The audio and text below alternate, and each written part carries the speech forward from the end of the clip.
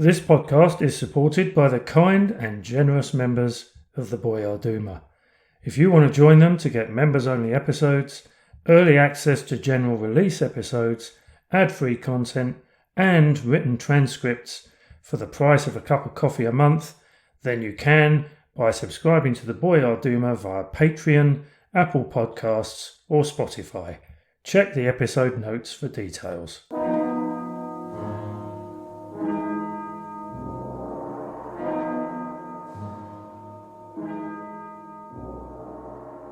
Hello everyone, and welcome to the History of Russia. This is episode 68, the Lopukhina Conspiracy. Thanks for listening in. So last time out we covered the first few months of Elizabeth Petrovna's reign, which centred around her predecessors Ivan VI and his mother Anna Leopoldovna, her coronation, her nephew Peter Fyodorovich, who she'd brought over to Russia from Holstein, and the War of the Austrian Succession. This week, apart from the coronation, it's very much a case of rinse and repeat, but with the added complexity of a particular incident, the eponymous Lopukhina Conspiracy or affair. Now, you might be thinking to yourself, crikey, does anyone even say that anymore? Crikey, Damon, the last thing we need at the moment is a further slab of complexity. Things are confusing enough. To which I would say, in a softer than usual, but slightly patronising voice, I know, but don't worry, we'll get to meet some old friends and we'll get to tidy up something that has been ongoing now for a number of episodes. Plus, the Lopukhina affair will move us on a couple of years. Seriously though, I'll be doing plenty of recaps, and so hopefully having a larger number of plates spinning than normal shouldn't be too onerous or taxing. Anyway, assuming that you are ready and that you're all nice and comfortable, let's get stuck into some history of Russia. And we'll start off with someone who's not very happy. It's June 1742, and the now 14-year-old nephew and protege of the Empress, Peter Fyodorovich, is still struggling to get to grips with his new life in Russia. And he's struggling because, well, to be honest, where do we start? I mentioned in the last episode his weak and nervous disposition, his altogether odd appearance, and the fact that Peter's, in effect, parentless upbringing in Holstein had left him ill-prepared for adolescent life.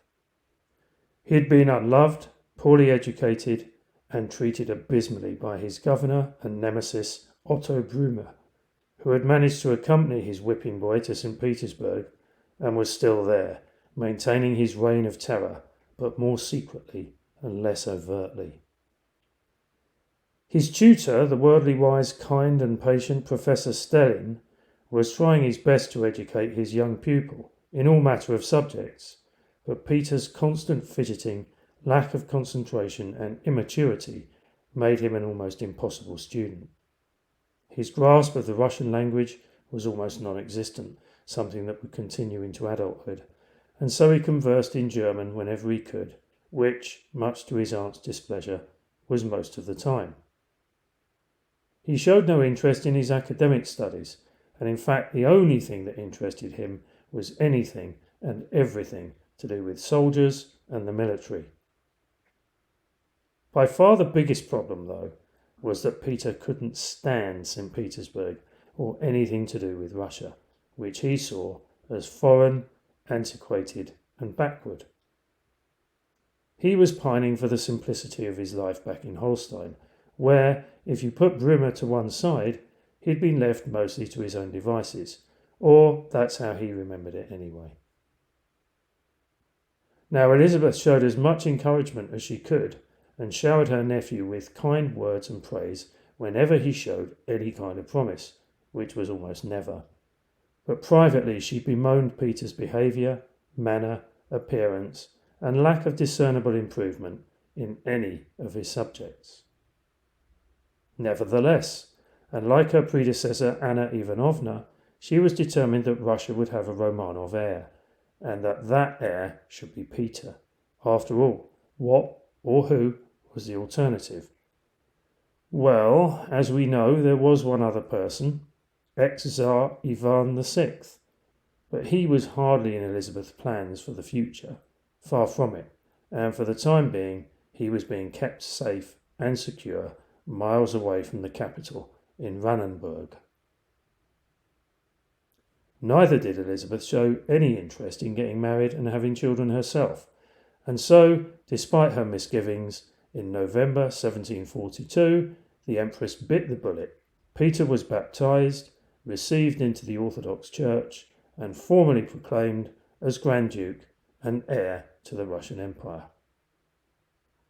But despite his new position, the new heir to the Russian throne remained uninterested and sullen, and so Elizabeth came to the conclusion that the only thing that would sort her nephew out would be to find him a bride, preferably someone of his own age, and get him married off sooner rather than later.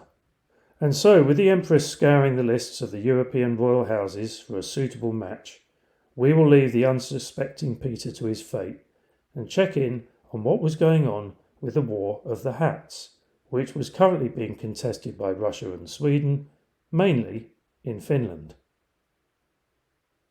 Now, we briefly covered the background to this conflict in a previous episode, but I think it's worth looking at both the cause and the reason as to why Elizabeth had recently decided to prolong or restart the hostilities. At the end of the Great Northern War in 1721, politics in Sweden was dominated by two opposing factions: the Caps, or Mersorna, who were liberal in outlook and represented the poorer or working class sections of Swedish society, and the Hats, or Hattarna, who were conservative and represented the rich and the powerful. For almost 2 decades, the Caps, who favoured peace and who were pro-Russian in outlook, dominated the political scene. However, in 1738, the Hats, who were anti-Russian, were swept into power. These events had been watched closely by the French, who were keen to build an anti-Habsburg alliance. They'd already managed to get Frederick the Great's Prussia on side, and were certain that Russia, Austria's traditional ally, was too wrapped up with its own problems to interfere with their plans.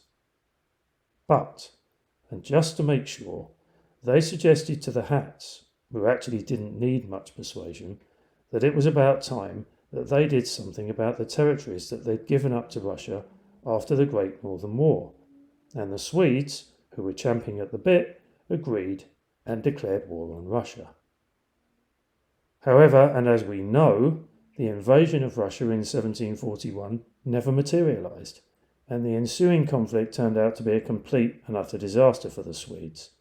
And so the French were forced to turn to diplomacy and subterfuge to A, try to stop the Swedes from being annihilated, and B, attempt to provoke regime change in Russia via overtures that they made to Elizabeth Petrovna.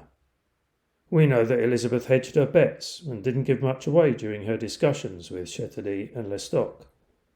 But one thing she was meant to have said yes to was that should she ever get to be in charge of Russia, she would of course enter into a treaty with Sweden to return all or some of their former territories. Both sides signed an armistice in December 1741. The Swedes, relieved, headed back to their bases. Elizabeth, who had now seized power in St. Petersburg, concentrated on getting her house in order and working through her in-tray. And the French sat back and waited for her to come to the table and join the anti-Austrian alliance. Except that's not what happened, because Elizabeth had decided on a different course of action. Because when push came to shove, there was no way that she was going to give away territory that her father had won from Sweden in the Great Northern War. And in February 1742, she ordered her foreign minister, Alexei Bestujev, who was known to be pro-Austrian, to break the armistice, get the Russian army back into the field and onto the front foot. Which is exactly what he did, to great effect, although he was aided much of the time by poor military planning and the execution of said plans by the Swedes.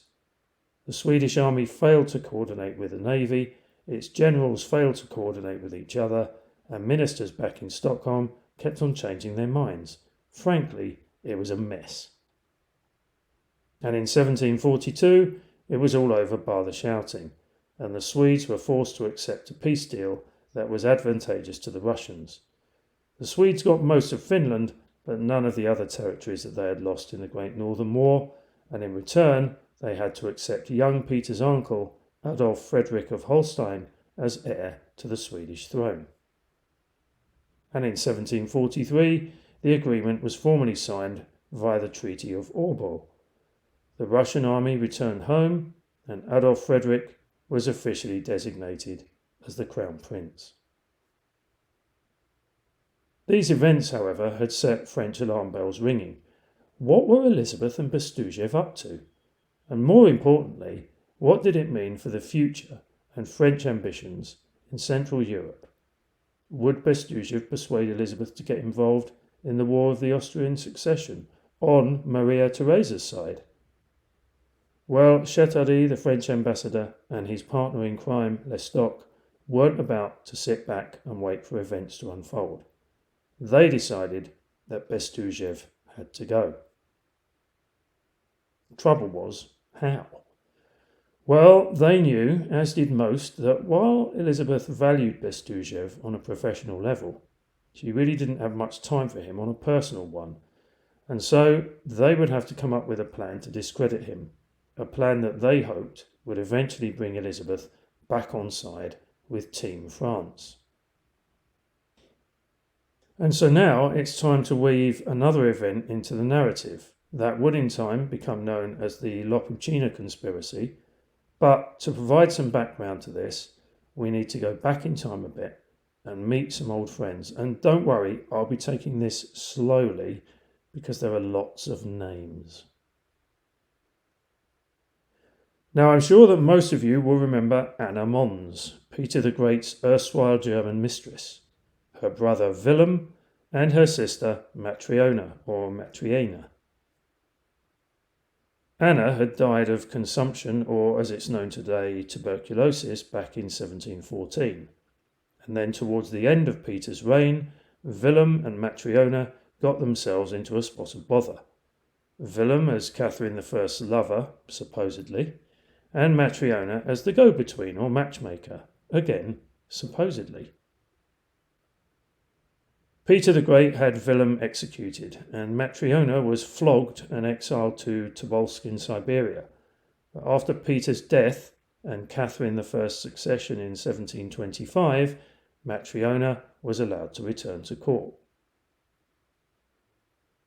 Matriona had 3 grown-up children, 2 sons, Pavel and Pyotr, and a daughter, Natalia, who was married to a certain Stepan Lopukhin, who, incidentally, was a cousin of Peter the Great's first wife, Eudoxia. And it's this Natalia Lopukhina who gave her name to the conspiracy that I'm about to try and get to the bottom of.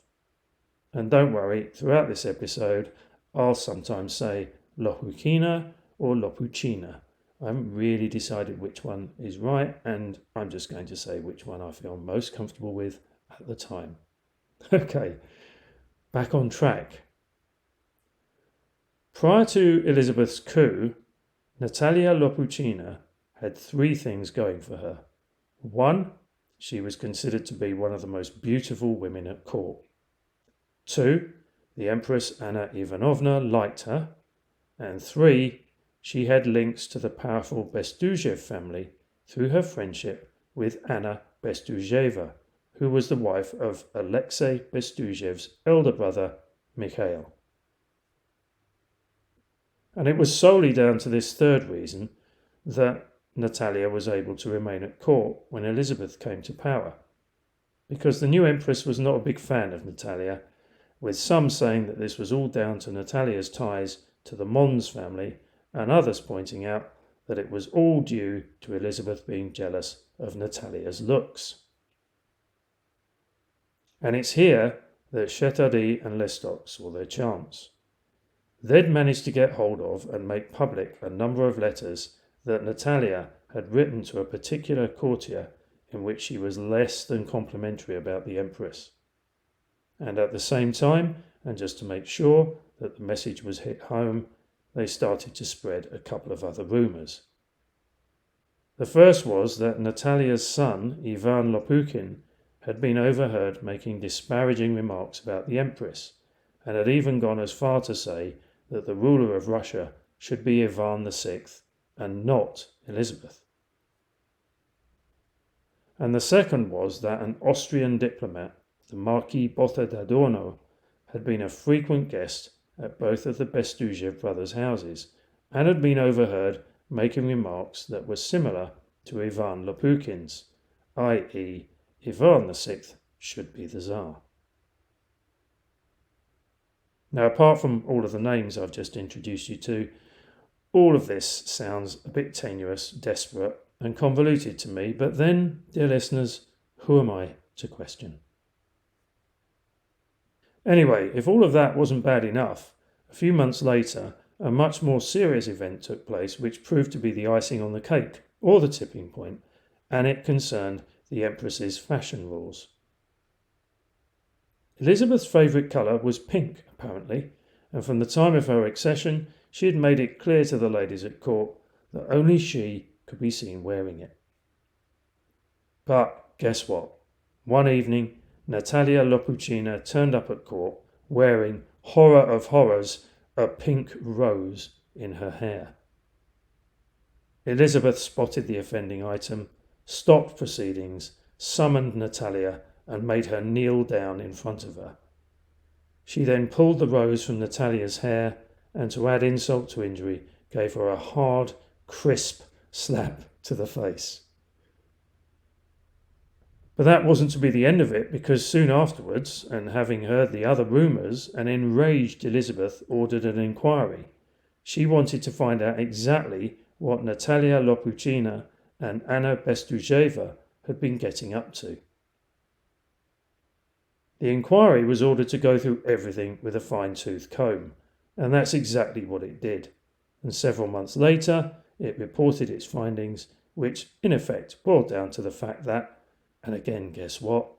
All of the nasty rumours were true. Both Natalia and Anna were arrested, imprisoned, and after month-long bouts of torture directed by old Ushakov and his men, both were sentenced to death. However, I guess this is a slightly positive however, well, it was for Natalia and Anna, sort of. Elizabeth had promised that under her watch there would be no executions in Russia. And so, even though in September 1743 the condemned were led out to a scaffold, they weren't hanged. Instead, they were both stripped naked and flogged, and then, well, you might just want to skip forward for 30 seconds. The executioner was told to rip out their tongues. Now, apparently, Anna Bestuzheva had bribed him a couple of days before, although why she would do that, I don't know. And her tongue was just clipped. But Natalia Lopukhina struggled and bit his hand, and so her entire tongue was ripped out in one violent movement. And then to finish things off, both women were exiled to Siberia. So, the conspiracy cooked up by Shetardy and Lestock had claimed its first victims, and surely now it wouldn't be long before Alexei Bestuzhev too fell from power. Except that he didn't. Things did get a bit tricky for a while, and he had to eat some pieces of humble pie, which we'll cover in the next episode. But the simple fact was that for purely personal reasons, Elizabeth, it seemed, had only been interested in punishing Natalia and Anna. She did make an attempt to get Maria Theresa to chastise the Marquis Botha d'Adorno, but the Austrian Empress was having none of it, and so that appeared to be that. There was another group of people, though, whose fate, through no fault of their own, would be effectively sealed by the Lopukhina Conspiracy, the Brunswicks. In the last episode, we saw how a worried Elizabeth had moved Anna Leopoldovna, Anton, the two children, and Julia von Mengden away from the Baltic coast and down to the town of Rannenburg in southern Russia. But at some point during the madness of the Lopukhina Conspiracy, with the rumours concerning Ivan VI being the true ruler of Russia doing the rounds, Elizabeth decided that they needed to be kept more securely and remotely, and that place would be the tiny settlement of Kolmogorye. Which, if you say it like that, Kolmogorye, sounds like an idyllic village somewhere in either Scotland or Ireland. But that couldn't be further from the truth. Kolmogorye was actually up in the Arctic north near Arkhangelsk, and its name was derived from the Finnish Kalamäki, meaning corpse hill or cemetery. Anna and Anton would go on to have 3 more children in Kolmogorye, a daughter named Elizabeth, who was born in 1743, and 2 sons, Peter and Alexei, born in 1745 and 1746 respectively. Unfortunately, Anna Leopoldovna died soon after Alexei's birth, leaving her husband Anton to bring up his 4 children alone. Hang on a minute though, weren't there 5 children?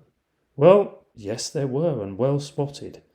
The eldest son, an ex-Tsar, Ivan, was considered to be a particular threat, and at some point in 1744, when he was only 4 years old, he'd been moved to a separate location in Kolmogorye with just a jailer for company. And let's just pause there for a moment and try to imagine what that must have been like for the poor little soul. 4 years old, just a jailer for company, mother dead, didn't see anybody else. Julia von Mengden, Anna's companion, didn't accompany the Brunswick to the northern wastes, and she would remain imprisoned and alone in Rannenburg for the rest of Elizabeth's reign. Okay, with events in Russia more or less covered, and to a certain degree stable, let's take a very quick look at what the French, the Austrians, the Prussians, the Saxons, the Bavarians, and, stop the press, the British, yes, the British, were all getting up to. In June 1742, the Austrians and Prussians had signed a new treaty. This allowed Frederick the Great time to regroup, and Maria Theresa's armies free to concentrate solely on the French and their Bavarian and Saxon allies. And during the latter part of 1742, the Austrians, who were now well and truly on the front foot, had managed to occupy most of Bavaria, and in December, Prague was also recaptured. This left the Holy Roman Emperor and Elector of Bavaria, Charles VII, feeling abandoned by the French, and so he fled to Augsburg and reached out to the Austrians and the British to start peace talks. But why the Brits? What have they got to do with anything? Well, let me try and explain. George II, the British king, was also the Elector of Hanover, and he'd managed to get himself into a situation where, on the one hand, as the British king, he was an ally of Austria, but on the other hand, as Elector of Hanover, he'd signed a pact of neutrality with France. But now, with Charles VII knocking on his door, and his Parliament, who had only just found out about the pact with France, up in arms, something had to give.